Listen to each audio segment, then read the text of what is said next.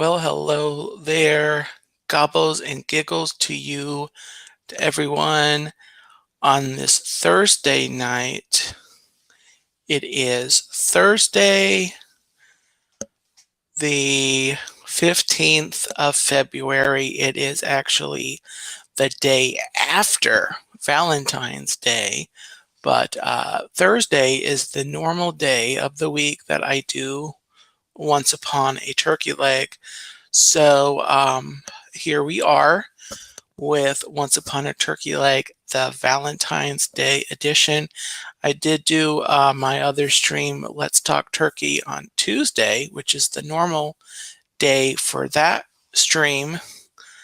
Um, and my channel's currently on a kind of a pulled back season, so I haven't actually done a Once Upon a Turkey Leg in quite a while. It's been probably a couple of months since I have gone live to read stories. And I'm looking forward to sharing some stories for Valentine's Day. One story is specifically Valentine's Day.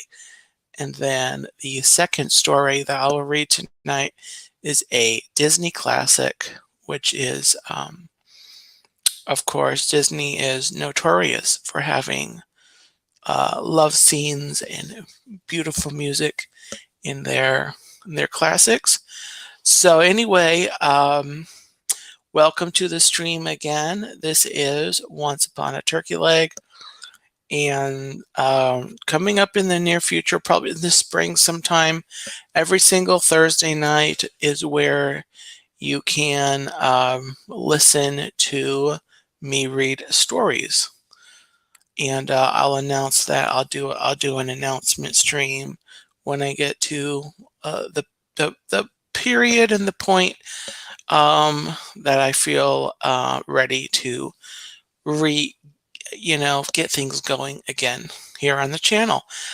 So for tonight, happy Valentine's Day. I hope you had a great Valentine's Day yesterday.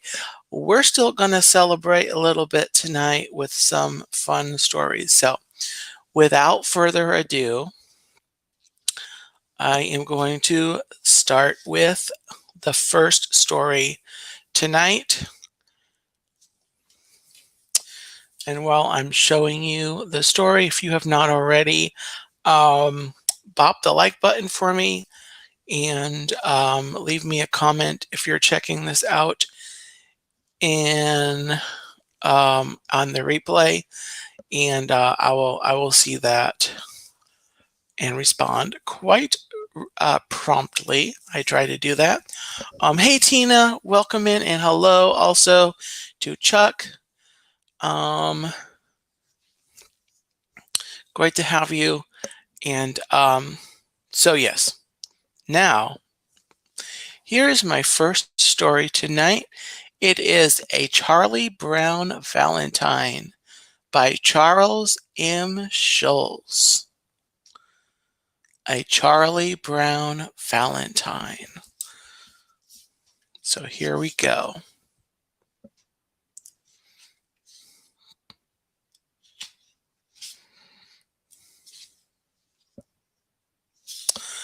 Okay. Valentine's Day is around the corner.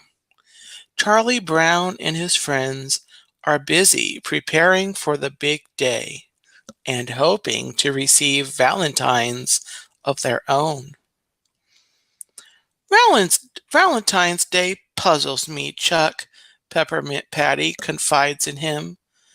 If someone gives you a great big Valentine, does that mean they love you?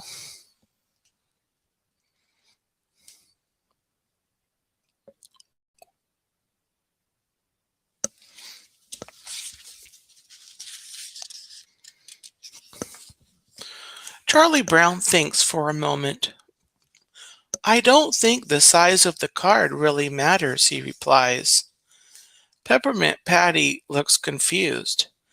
Have you received a lot of Valentine's Day cards? She asks.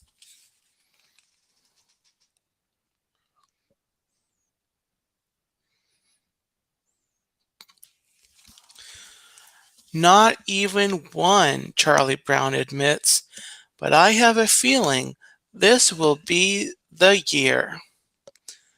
Just then, Snoopy walks by with a wheelbarrow full of Valentines. Good grief, thinks Charlie Brown.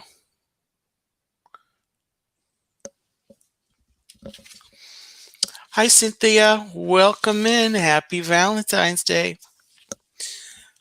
For Charlie Brown, Valentine's Day is just like any other day. As usual, he has a particular, special someone on his mind. I'd give anything to be able to talk to that little red-haired girl, he says to himself at lunch as she walks by. The amazing thing is, I know I'm the kind of person she would like. I'm not the greatest person who ever lived, of course, but who is?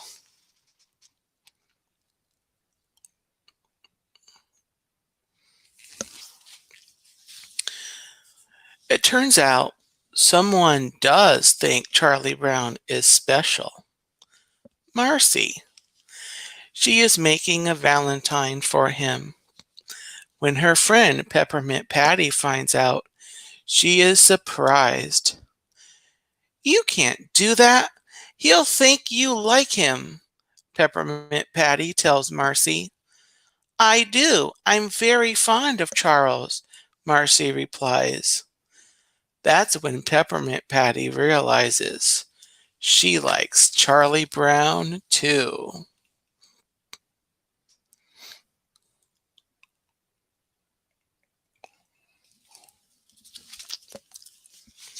Hey, Stacy D, welcome in. Happy Valentine's Day. After school, Marcy walks to Charlie Brown's house and asks him an important question. I may or may not be sending you a Valentine, Charles, so I need to know something. Do you like me? Marcy asks. Do I what? Charlie Brown says, not really listening. What? Forget it, Marcy tells him.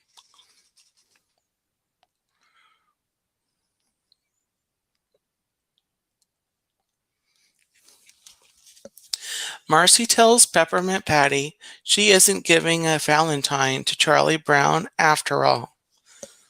The next day, Peppermint Patty walks home with Charlie Brown and stands by as he checks the mailbox. When he sees an envelope inside with his name on it, his face lights up. Got a letter? Got a letter, eh, Chuck? Peppermint Patty asks him, smiling. Charlie Brown reads it aloud. I know you like me, and in my own way, I like you too. And hello, Kay Wilby, welcome in, and happy Valentine's Day.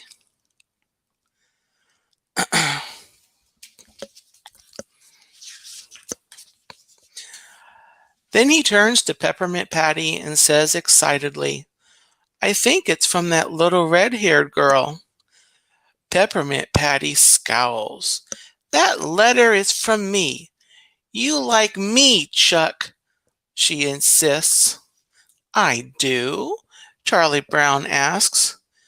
He doesn't want to hurt her feelings, but he really thought the little red-haired girl sent him a Valentine. I guess it is too good to be true, he thinks.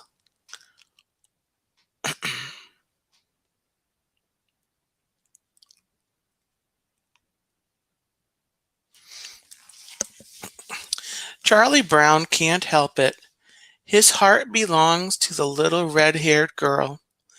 He is determined to find the courage to give her a Valentine, so he makes a card and shows it to Sally and Snoopy. Sally is worried. "What if she laughs in your face?" she asked her big brother.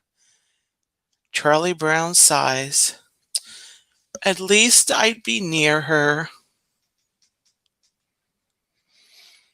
Hmm.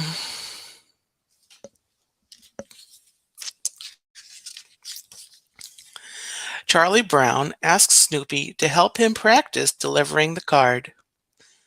Charlie Brown goes outside their house, holds out the Valentine, and rings the doorbell. Snoopy comes out, wearing a bright red wig. He isn't much help, so Charlie Brown sets off for the little red-haired girl's house, rehearsing his speech on the way.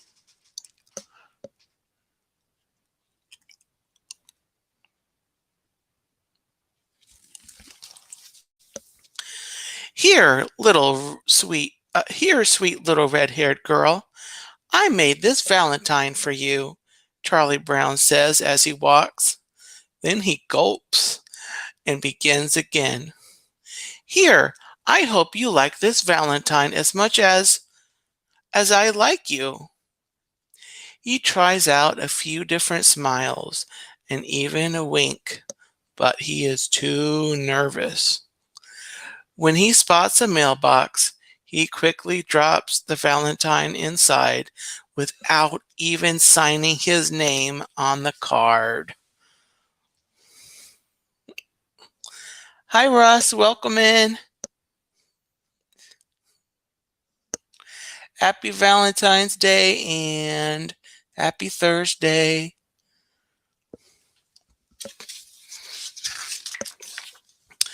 Next, Charlie Brown decides to buy some candy for the little red-haired girl.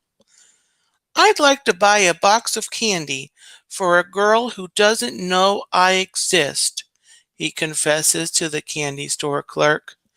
"But nothing too expensive, ma'am. I'll never have the nerve to give it to her anyway." Hmm.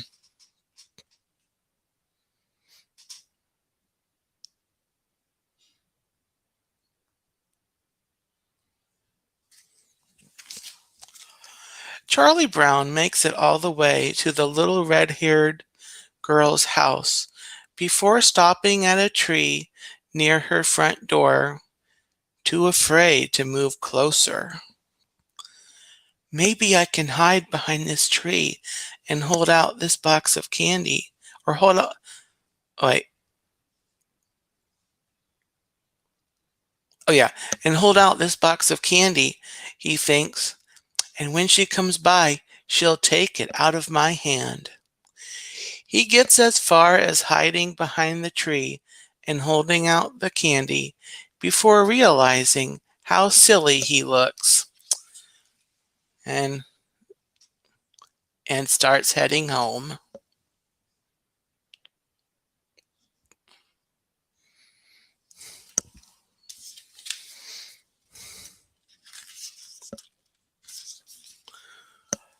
Then Charlie Brown gets the idea to invite the little red-haired girl to the school's Valentine's Day dance. But he asks Linus to find out if she likes him first. He sits across the room from you," Charlie Brown overhears Linus saying to the little red-haired girl. "By the window. No, in the last row. Well, sort of a round face. No, brown like in town." She doesn't even know who Charlie Brown is.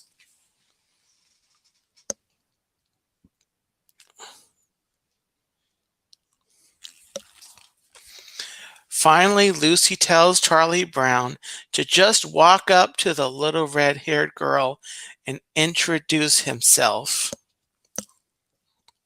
"I can't talk to her," Charlie Brown blurts out. "She has a pretty face, and pretty faces make me nervous." Lucy is furious. "How come my face doesn't make you nervous? Huh? I have a pretty face. How come you can talk to me?" Oh dear. Here we go. Nah, boy. So Charlie Brown runs away and decides to ask Sally to deliver a note since he had trouble before. He hides as Sally rings the doorbell. Will she laugh? Or can she possibly like me too? He wonders.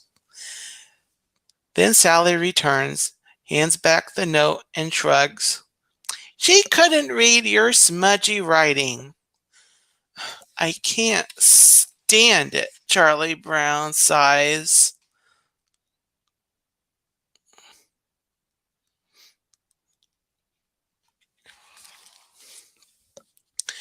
At school, Linus urges Charlie Brown to seize the moment. Ask her right now. Charlie Brown is too scared. She's something, and I'm nothing, he explains. If I were something, and she were nothing, I could talk to her. Or if she were something, and I were something.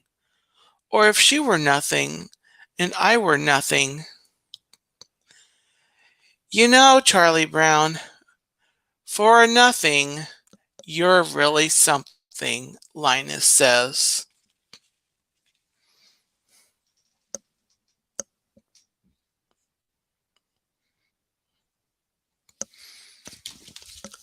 Hey, Don, howdy and hola and happy Valentine's Day.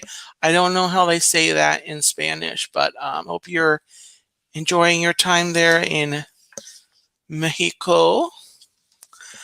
On Valentine's Day, Charlie Brown and Snoopy get all dressed up and head to school for the dance. Dogs can't come in, says the boy at the door. This kid thought it was a costume ball, so he wore a dog suit, Charlie Brown explains. It works. Soon they are on the dance floor, and Charlie Brown spots the little red-haired girl.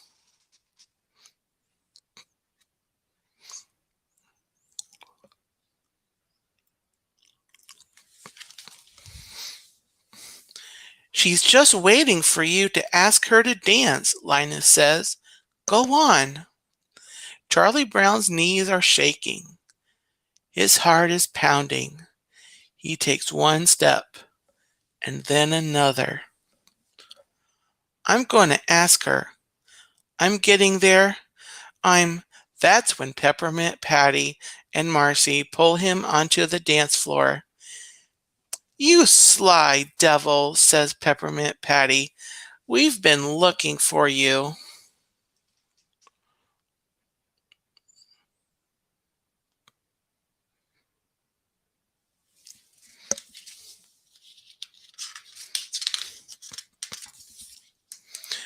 Soon it's time for the last dance, but the little red-haired girl is already dancing with Snoopy. Good grief, Charlie Brown sighs, realizing that was his last chance. Then he has a happy thought. Oh, happy thought. Linus, maybe she sent me a Valentine, but it was delayed in the mail. Maybe it's in the mailbox right now. A real fancy Valentine with lace. So the next morning, Charlie Brown opens the mailbox.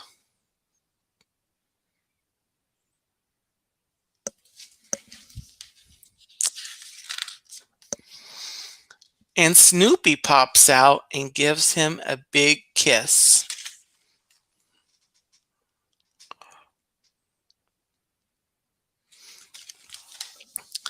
Snoopy hops to the ground and starts dancing.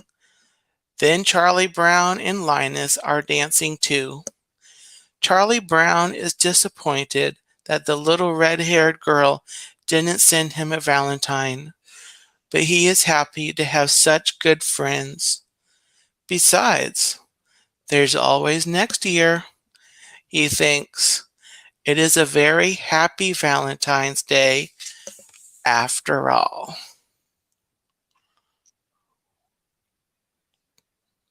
I know, right, Stacy? Snoopy got his crush.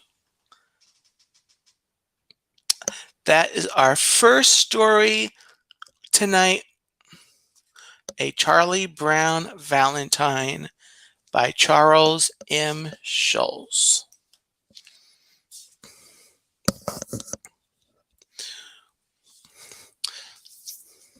All right, so our second and final story tonight is a Disney classic, which of course everyone loves. I know most people love it. In fact, I don't think I've ever met anyone that doesn't like this Disney classic. Russ, I did not even know that is a thing. I'll have to see if I can look that up somewhere. Actually, I did know. No, come to think of it, I did know there was one play. I know there was one, a Charlie Brown play,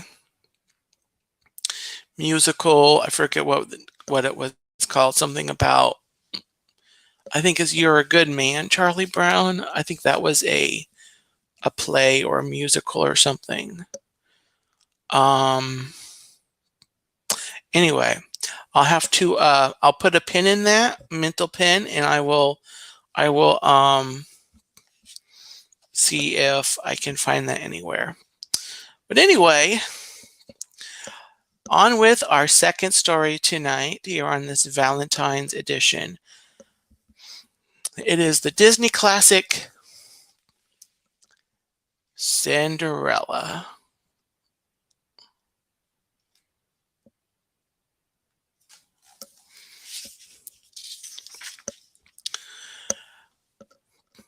One day, Gus, Jacques, and all the other mice who lived in Lady Tremaine's chateau gathered around their friend Cinderella as she pulled her mother's old dress out of a trunk. "Isn't it lovely?" Cinderella said. "Well, maybe it is a little old-fashioned," she added, "but I can fix that." Earlier that day, the mice had watched as an invitation to a royal ball arrived. Ever since Cinderella's father died, her stepmother, Lady Tremaine, had forced her to do all the housework. But her stepmother had promised that Cinderella could go to the ball if she finished her chores and found something presentable to wear. Her mother's old dress needed a few alterations, which wouldn't be difficult if Cinderella could find the time to do them.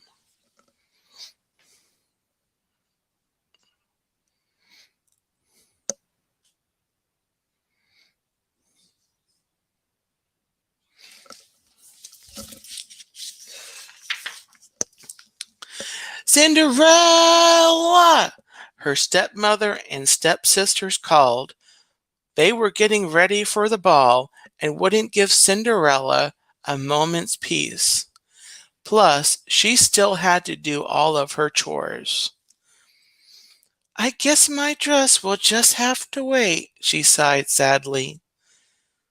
After she left the attic, Jack said, "No, what? Cinderella not go to the ball." The other mice looked at him, startled. Cinderella's bird friends, who were perched on the attic windowsill, twittered anxiously. Work, work, work, Jack explained in disgust. She'll never get her dress done. Cinderella's animal friends decided to surprise her by fixing the dress. After all, she had been caring for them for years. Just that day, she had rescued poor Gus from a mouse trap. Then she had given him a new shirt and fed him. Every day, she made sure her mouse and bird friends got enough to eat.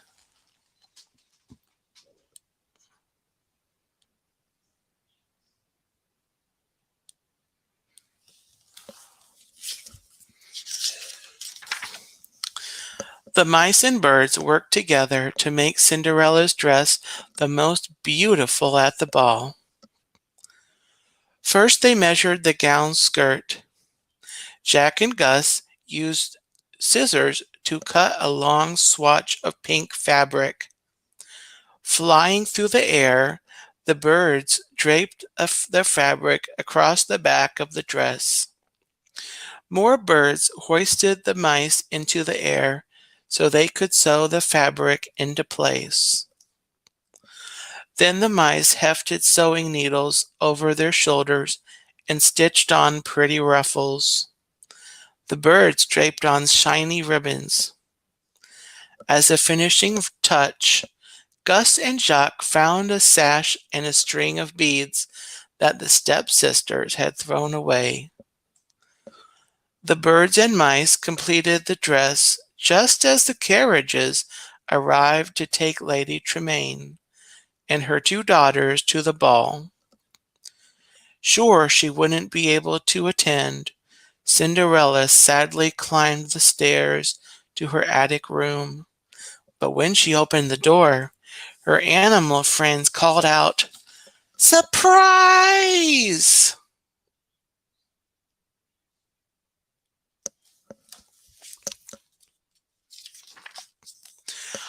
"Oh, thank you so much," Cinderella exclaimed.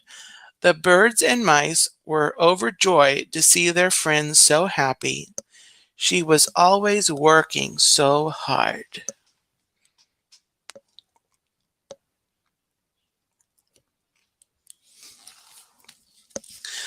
When Cinderella ran downstairs in her new dress, her stepsisters and stepmother were very surprised.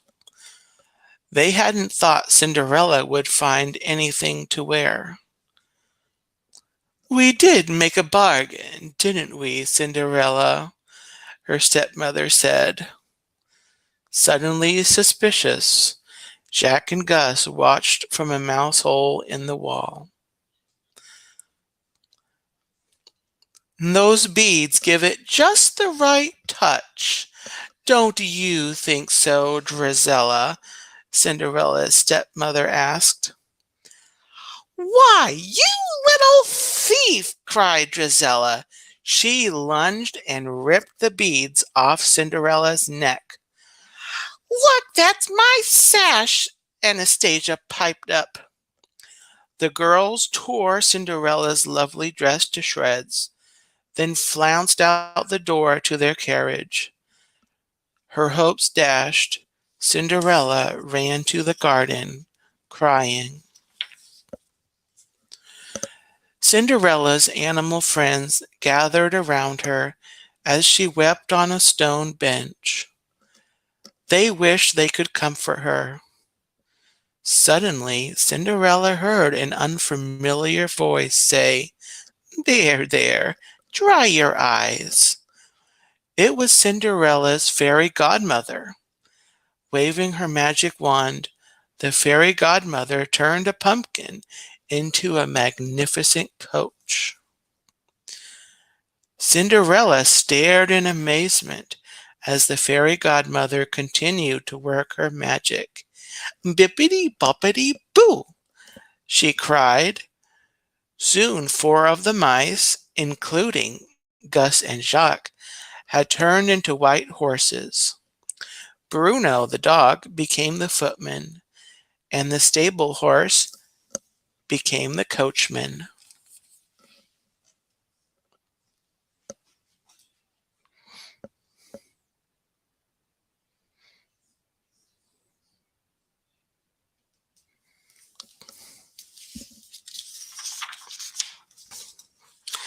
Then the fairy godmother looked at Cinderella's torn dress. "Good heavens, child!" she exclaimed. "You can't go to the ball in that." She waved her wand once more.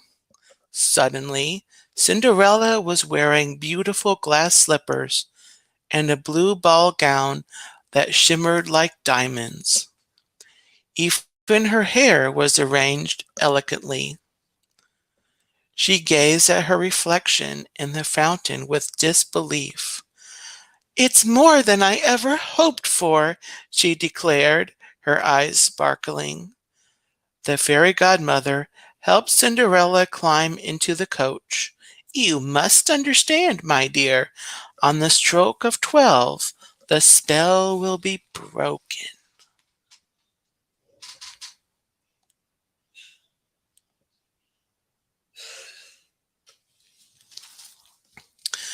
When she arrived at the ball, Cinderella felt as if she were in a dream. Everyone wondered who this mysterious girl was. The handsome prince bowed before her, and Cinderella felt her heart pounding. They danced together in the castle garden.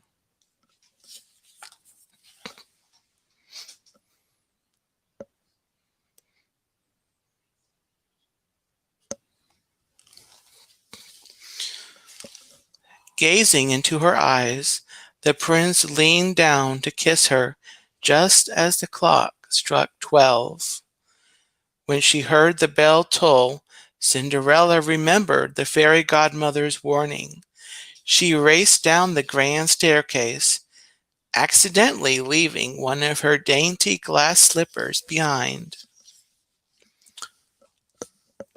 The next day, Cinderella went about her chores. She daydreamed and hummed a waltz as she worked. Cinderella's mouse friends tried to warn her to be careful, but she was too busy thinking of the prince. Lady Tremaine overheard Cinderella and recognized the song from the ball. She realized that Cinderella was the girl from the ball who had danced with the prince all evening.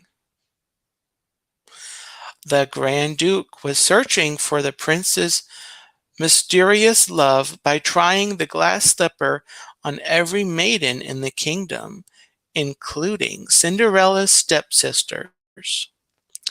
The wicked stepmother locked Cinderella in her attic room. Oh no. "We've got to get that key," Jack told Gus. The two mice raced downstairs and quietly took the key out of the stepmother's pocket.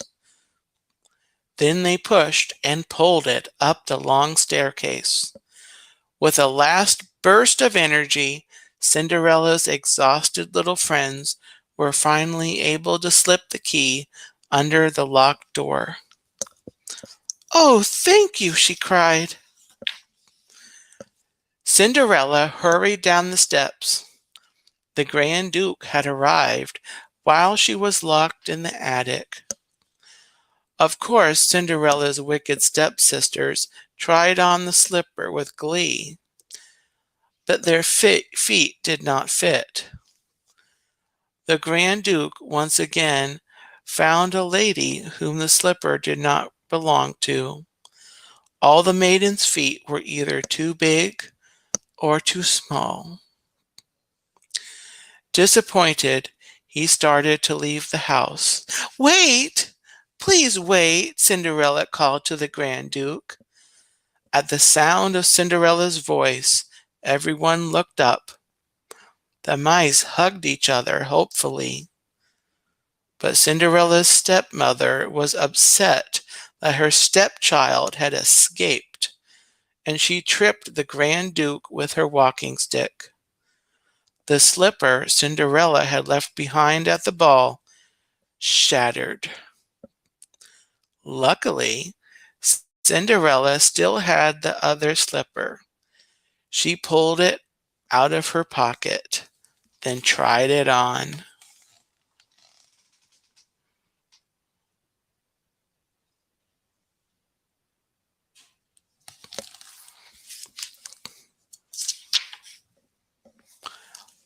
The slipper's perfect fit proved that Cinderella was the beautiful young woman who had won the prince's heart. The prince asked for Cinderella's hand in marriage, and the very next day they had their wedding at the palace.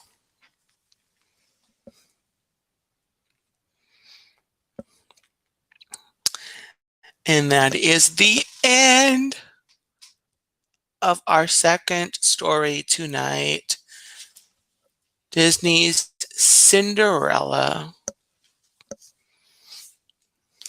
Hi, Mary. Welcome in. Happy Valentine's Day and happy Thursday. And that is our stories tonight. Let me go and double check, see what I've missed in the see what I've missed in the chat. Okay.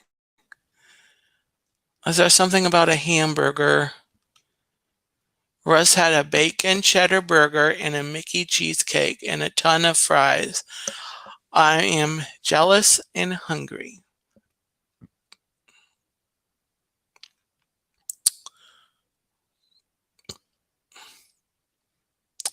And let's see here.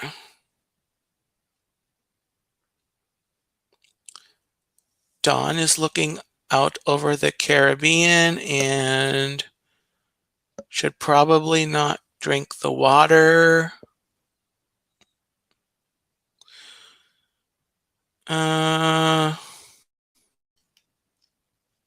Okay, so that is the stream tonight. Thank you everyone for popping in here. I look forward to bringing back this Once Upon a Turkey Leg on a regular basis coming up probably sometime in the month of April. And also my Tuesday stream, which is Let's Talk Turkey. I kind of feel like I'll be done with my break here on the channel and I'll be ready to restart things up. But as I mentioned at the beginning of the stream, stay tuned to the channel. I'll definitely be doing some St. Patrick's Day streams next month. So stay tuned for those. And so yeah. So thank you everyone for popping in here, everyone watching live. Oh, you're welcome, Stacy. Great to have you in the chat. It was great meeting you and your husband at Magic Kingdom a month or so ago. And yes, I am going to be live tomorrow from Disney's Hollywood Studios. I can guarantee that stream.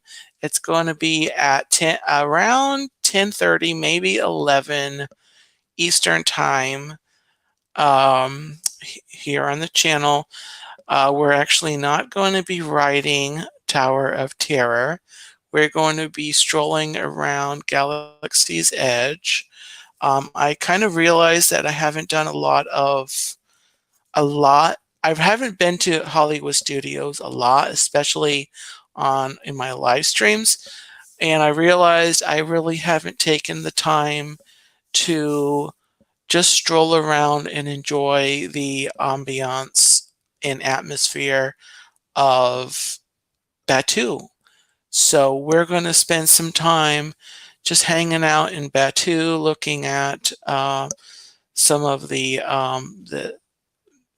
details and the scenery.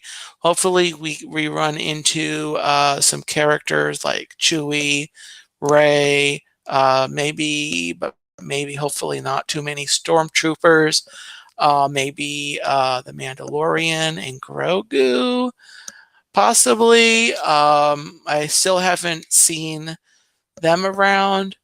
Maybe Vi the Spy. We'll see what happens.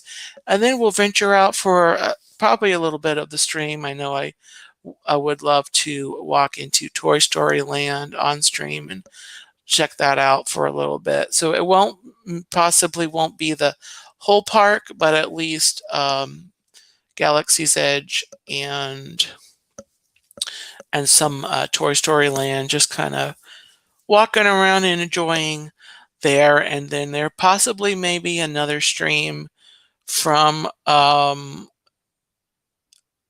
one or more of the Epcot resorts later in the afternoon.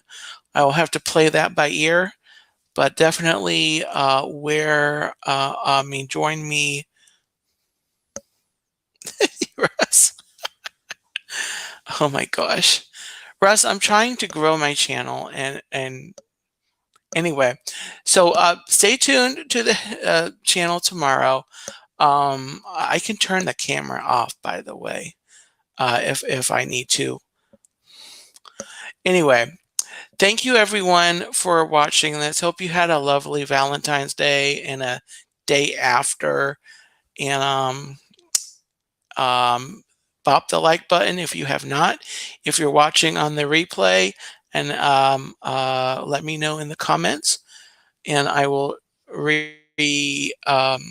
respond to you as promptly as I may, which is usually pretty promptly. So with that, everyone, have a gobbletastic night. A very happy Valentine's Day, and I will see you next time. So good night, everybody.